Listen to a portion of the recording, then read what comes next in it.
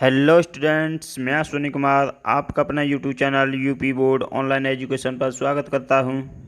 इस वीडियो में देखने वाले हैं क्लास 12th के हिंदी में पूछा जाने वाला एक इम्पोर्टेंट टॉपिक पंचलाइट के बारे में। इससे आज आपके 5 नंबर पक्के होने वाले, क्योंकि ये टॉपिक हर बार पूछा ही जाता है और ये 100% यहाँ से 5 नंबर पक्के होने वाले। चलिए स्टार्ट करते हैं। इससे पहले जो भी चैनल पर नए चैनल सब्सक्राइब कर लें तथा अपने फ्रेंड्स वगैरह ज़्यादा से ज़्यादा शेयर करें, जिससे आगामी बोर्ड परीक्षा सभी के अच्छे आ सकें।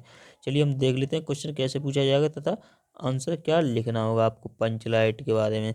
क्वेश्चन पूछा जाएगा पंचलाइट कहानी का सारांश अपने शब्दों में लिखिए, या फिर पूछा जाएगा पंचलाइट कहानी की कथा वस्तु पर प्रकाश डालिए, या फिर पंचलाइट कहानी के कथानक की विवेचना कीजिए। ऐसे क्वेश्चन पूछा जाना है, ठीक है। कथा वस्तु पूछी जाए तो यहाँ से लिखना है आपको। सबसे पहले देख लेते हैं हम पंचलाइट के बारे में, इसकी कथा वस्तु के बारे में। पंचलाइट श्री फणेश्वर नाथ रेणु द्वारा रचित एक आंचलिक कहानी है। यानी कि पंचलाइट किसके द्वारा रचित है? श्री फणेश्वर नाथ रेणु के द्वारा। आंचलिक का मतलब स्थानीय, यानी लोकल कहानी है, जिसमें रेणु जी ने ग्रामीण परिवेश के साथ साथ आंचलिक परिवेश को अत्यंत सुंदरता के साथ उभारा है। ये यहाँ से इतना याद रखना है। उसके बाद में ये देख लेना है कि पंचलाइट कहानी की कथा वस्तु ग्राम्य परिवेश से ग्रहण की गई, यानी कहाँ से ली गई है? ग्राम्य परिवेश यानी ग्रामीण से ली गई है। इस कहानी की कथा वस्तु में उन्होंने पेट्रोमैक्स पेट्रोमैक्स जिसे गांव वाले क्या बुलाते थे? पंचलाइट या पंचलेट कहते हैं, इससे बुलाते थे, ठीक है। ये यहाँ से इतना याद रखना। उसके बाद में यहाँ से नेक्स्ट हेडिंग ये डालनी होगी, पंचलाइट कहानी का सारांश। अगर सारांश पूछा जाए तो यहाँ से करना है, ठीक है। चलिए इसे देख लेते हैं अब हम।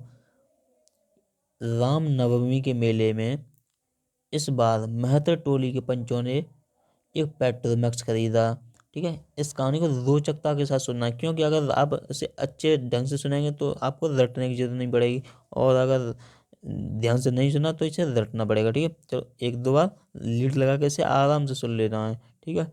रामनवमी के मेले में इस बार महतो टोली के पंचों ने एक पेट्रोमैक्स खरीदा।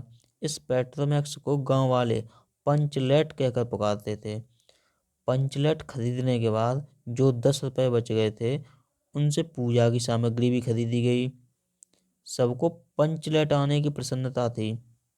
इस खुशी में कीर्तन का आयोजन किया गया। थोड़ी देर में टोली के सभी लोग पंचलेट देखने के लिए एकत्र हो गए। लेकिन प्रश्न यह पैदा हुआ कि पंचलेट जलाएगा कौन? खरीदने से पहले यह किसी के दिमाग में बात नहीं आई कि पंचलेट जलाएगा कौन, लेकिन बाद में क्या हुआ? यह निर्णय हुआ कि दूसरी पंचायत के आदमी की मदद से पंचलेट नहीं जलाया जाएगा, चाहे वह बिना जले ही पड़ा रहे। इसे हम एक बार फिर से देख लेते हैं, क्योंकि आग एक दो बार अगर रिपीट कर जैसे देख लेते हो तो इसे रटने की जरूरत नहीं पड़ेगी। यानी क्या हुआ? सबसे पहले रामनवमी का मेला था, तो महतो टोली यानी महतो टोली के पंचों ने क्या खरीदा? पेट्रोमैक्स खरीदा। इसे गांव वाले क्या कहते थे? पंचलेट कहते थे। उसके बाद उसे खरीदने के बाद कितने रुपए बचे? 10 रुपए बचे थे। उससे क्या खरीदा गया? पूजा की सामग्री खरीदी गई। उसके बाद में कीर्तन का आयोजन किया गया गांव में। फिर लोग इकट्ठे हुए और ये यानी पंचलेट जलाएगा कौन, ये सोचा गया कि पंचलेट जलाएगा कौन।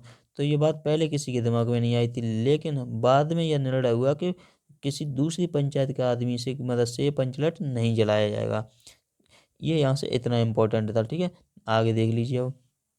आज किसी ने अपने घर में डिबरी यानी कि डिबिया भी नहीं जलाई थी।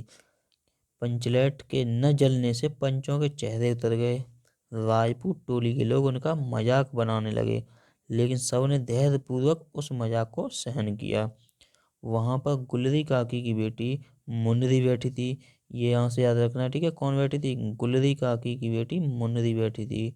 वह जानती थी कि गोधन पंचलेट जलाना जानता है। कौन जलाना जानता है पंचलेट? गोधन। लेकिन पंचायत ने गोधन का हुक्का पानी बंद कर रखा था।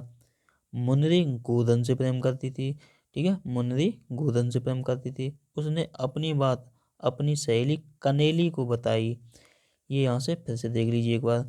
यानी कि गुलरी काकी की बेटी मुन्नरी बैठी थी, जो जानती थी कि गोधन पंचलेट जला सकता है। यह बात उसने किसे बताई थी? अपनी सहेली कनेली को बताई थी, ठीक है। और मुन्नरी गोधन से प्रेम करती थी। ये यहाँ से पॉइंट याद रखने हैं।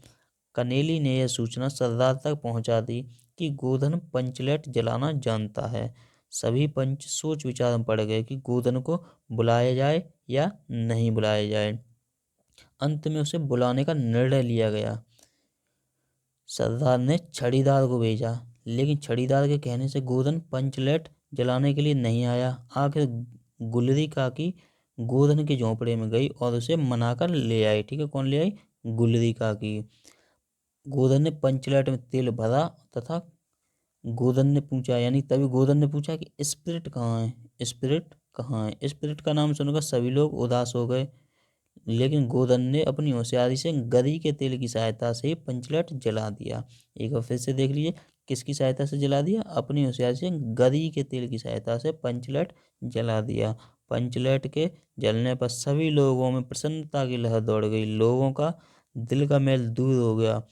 कीर्तन करने वाले लोगों ने एक स्वर में महावीर स्वामी की जय की ध्वनि की। कीर्तन शुरू हो गया। गोधन ने सबका दिल जीत लिया। मुनरी ने हसरत भरी निगाहों से गोधन की ओर देखा।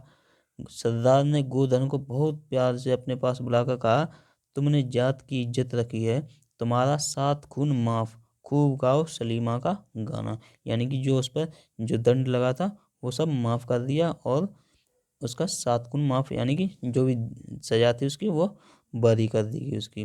अंत में गुलरी काकी ने गोधन को रात के खाने पर निमंत्रित दिया। गोधन ने एक बार फिर से मुनरी की ओर देखा। उससे दृष्टि मिलते ही लज्जा के कारण मुनरी की पलकें झुक गईं। ये यहाँ से इतना था। जो भी आपका इम्पोर्टेंट बना वो मैंने बता दिया इसमें। अगर ये वीडियो पसंद आई हो तो इसे लाइक करें, शेयर करें तथा अब इस चैनल पर नए तो इस चैनल सब्सक्राइब भी कर लें, अपने फ्रेंड्स को शेयर कर दें। कमेंट में टाइप कर देना कुछ समझ में ना आए, PDF का लिंक मैं डिस्क्रिप्शन दे दिया है, वहाँ से PDF डाउनलोड कर लेनी और अच्छे से नोट्स बना लेने। Thank you friends and have a nice day.